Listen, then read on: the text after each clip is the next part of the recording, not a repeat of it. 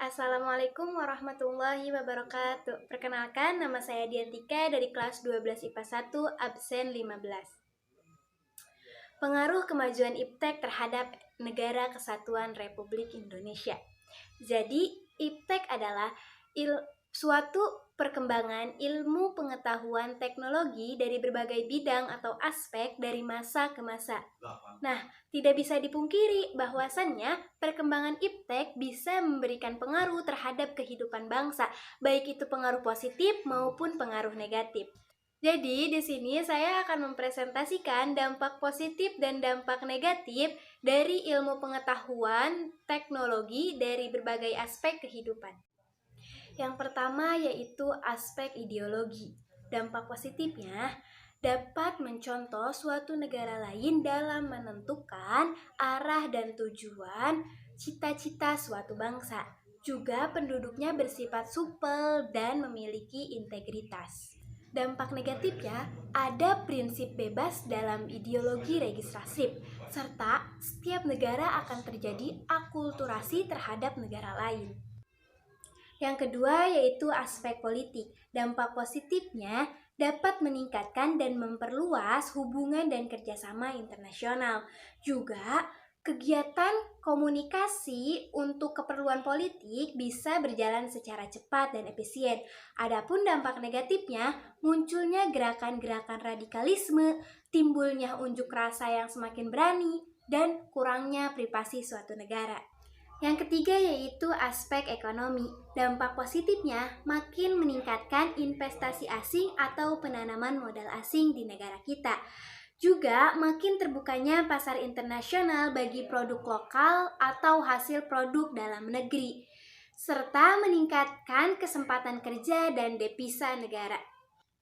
Adapun dampak negatifnya, Indonesia akan dibanjiri barang-barang dari luar karena adanya perdagangan bebas yang tidak mengenal batas wilayah atau batas negara. Kemudian akan timbulnya kesenjangan sosial akibat persaingan bebas. Serta sektor-sektor ekonomi rakyat yang diberikan subsidi semakin berkurang. Yang keempat yaitu aspek sosial budaya. Dampak positif dari teknologi terhadap aspek sosial budaya yaitu mempermudah kita untuk melakukan komunikasi dari suatu tempat ke tempat yang lainnya.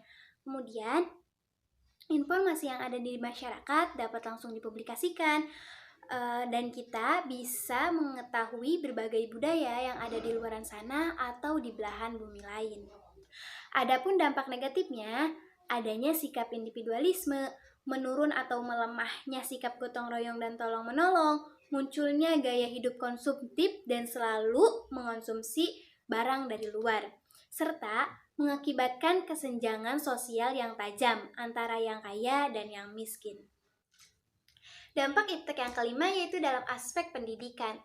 Dampak positifnya, sistem pembelajaran tidak harus melalui tatap muka, apalagi pada masa pandemi seperti ini. Kita tidak melakukan pembelajarannya secara tatap muka. Karena kemajuan IPTEK ini, kita bisa tetap belajar bersama gurunya, yaitu melalui via Zoom. Atau kita juga bisa belajar sendiri melalui aplikasi-aplikasi pembelajaran lainnya seperti Ruang Guru, Genius, dan yang lainnya. Dan dampak positif dari IPTEK ini juga bisa mempermudah siswa dan guru dalam proses pembelajarannya. Yang keenam yaitu dalam aspek pertahanan dan keamanan atau HANKAM.